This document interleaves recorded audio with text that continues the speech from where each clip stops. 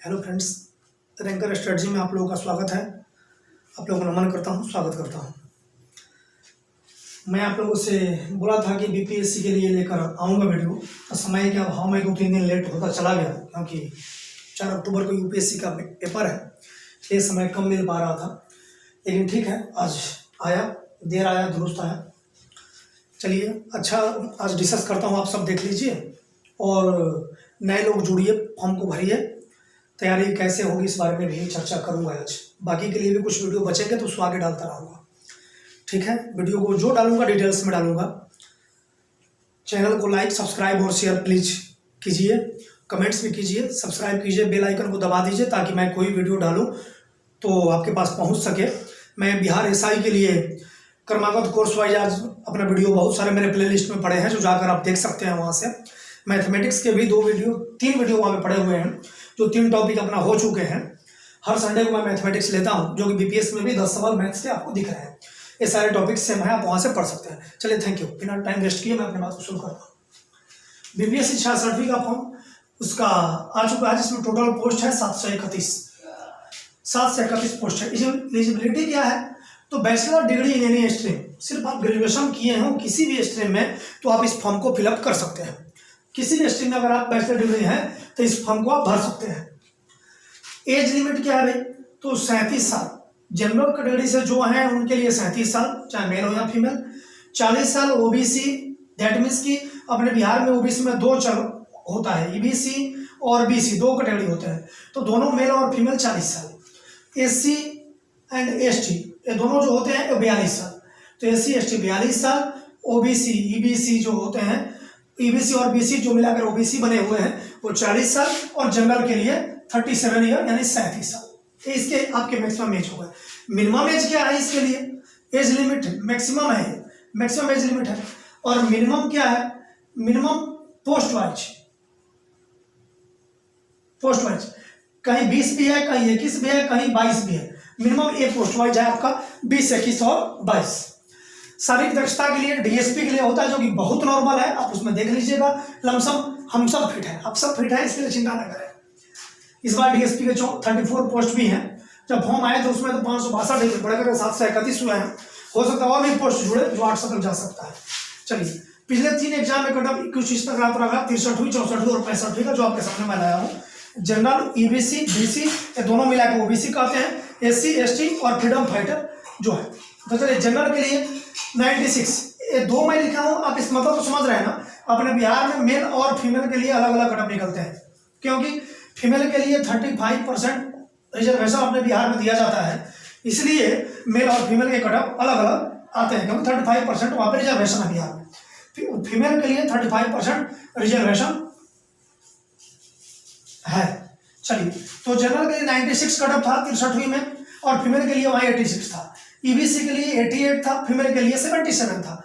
BC के लिए 93 था और फीमेल के लिए 84 था। एससी के लिए 84 था और फीमेल के लिए 73 था। एसटी जो कि एससी से ज़्यादा होते हैं हमेशा 89 है, और फीमेल के लिए 78।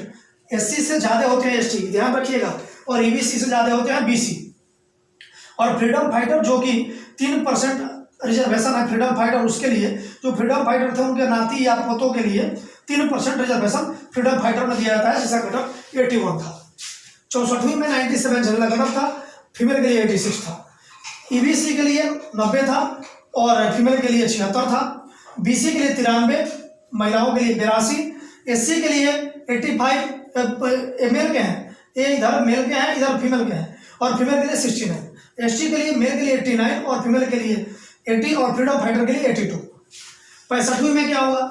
फिर यहाँ पे जनरल में 97 आ गया, पूर्वत कटअप रहेगा। 96, 97 रिपीट होना देख लीजिए। 97 और 91 महिलाओं के लिए रहा। ईबीसी के लिए 92 रहा और फीमेल के लिए 86 रहा। बीसी के लिए 94 रहा, फीमेल के लिए 88 रहा। एससी के लिए 89 रहा, 79 रहा, और एसटी के लिए क्या रहा आपका? 89 रहा। इसमें फीमेल इस बार नहीं लिखा था।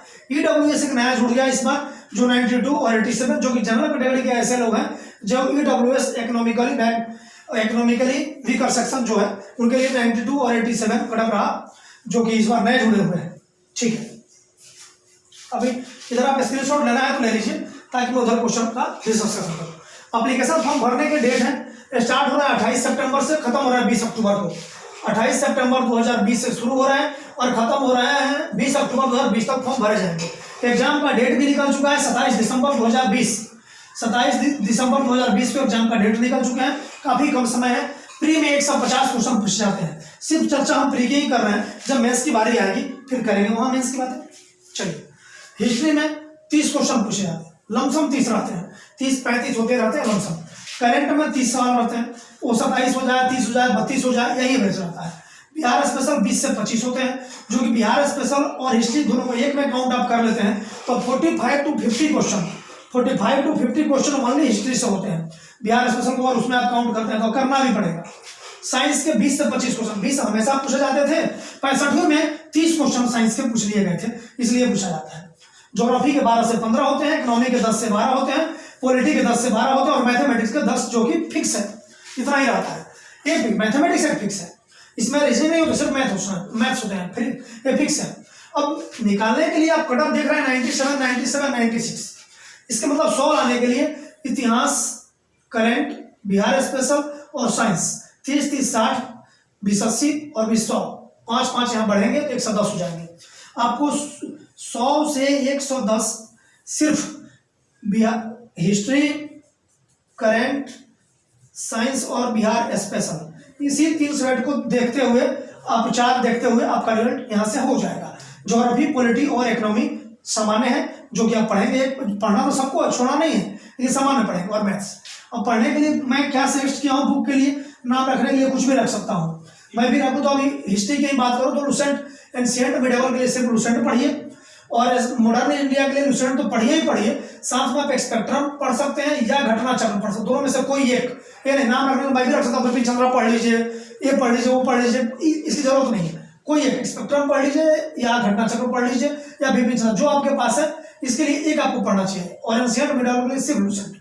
करंट अफेयर, दृष्टि या पीडी जो आप फॉलो करते हैं कर लीजिए या ऑनलाइन पढ़िए, जिसमें करंट में ध्यान रखिएगा 5 करंट अफेयर बिहार के भी होते हैं, बिहार स्पेशल 5 करंट होंगे, जिसके लिए बिहार के न्यूज़पेपर पढ़िए या ऑनलाइन वीडियो भी आप देख सकते हैं, बहुत सारे वीडियो यूट्यूब पे उपलब्ध हैं, आप देखिए 5 में से 4 सवाल वहां से निकल जाएंगे।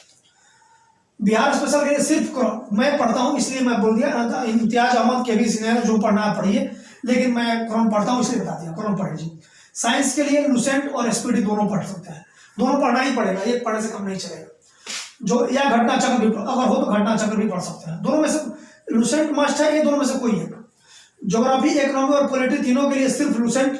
इकोनॉमी में आपको पता है कि बजट और सर्वे जुड़ जाता है, बजट और सर्वे जुड़ जाता है, जो आप जोड़ लेंगे और उसको पढ़ेंगे। पॉलिटी, इकोनॉमी, ज्योग्राफी सिर्फ लुसेंट, इससे बाहर नहीं जाएगा सवाल, आ जाएगा तो उसके लिए चिंता नहीं करनी है। और मैथ्स के लिए 10 सवाल, जो प्रीवियस ईयर क्वेश्चन को देखिए किस किस टॉपिक से हैं, उस टॉपिक के सवाल को रिवाइज कीजिए। और मैं इसके लिए वीडियो डालते रहता हूँ, लमसम मैं 10 टॉपिक को ले लूंगा, बीपीएससी से पहले तक, बिहार एसआई तक ही ले लूंगा, तो मैथ्स के 10 टॉपिक वहां से निकल जाएंगे आपके। नहीं भी आता है वो देखेंगे, 5 से 7 सवाल आपका निकल जाएंगे, तो पढ़ने के लिए इतना ही काफी है। नाम रखने के लिए कुछ भी रखा सकता है, ज्योग्राफी पढ़ा महेश वर्मा पढ़ लीजिए, सुरेंद्र सिंह पढ़ लीजिए, इकोनॉमी में मैं कह रमेश सिंह पढ़ लीजिए, नहीं ये सब फ्री बात है, वो यूपीएससी के लिए पढ़ा था, यहाँ के लिए इतना काफी है, आप इतना पढ़ सकते हैं और इससे निकल भी सकता है। चलिए ठीक है, स्क्रीनशॉट ले लीजिए, जो आप चर्चा मैं बोला था कि मैं करूंगा और मैं किया, जरूरी नहीं कि ये अंतिम है, हाँ, लेकिन विकल्पों में से एक ये भी है, आप पढ़ सकते हैं और ये काफी है। मैं जरूर कहूंगा कि पीटी निकालने के लिए काफी है। ठीक है, स्क्रीनशॉट ले लीजिए।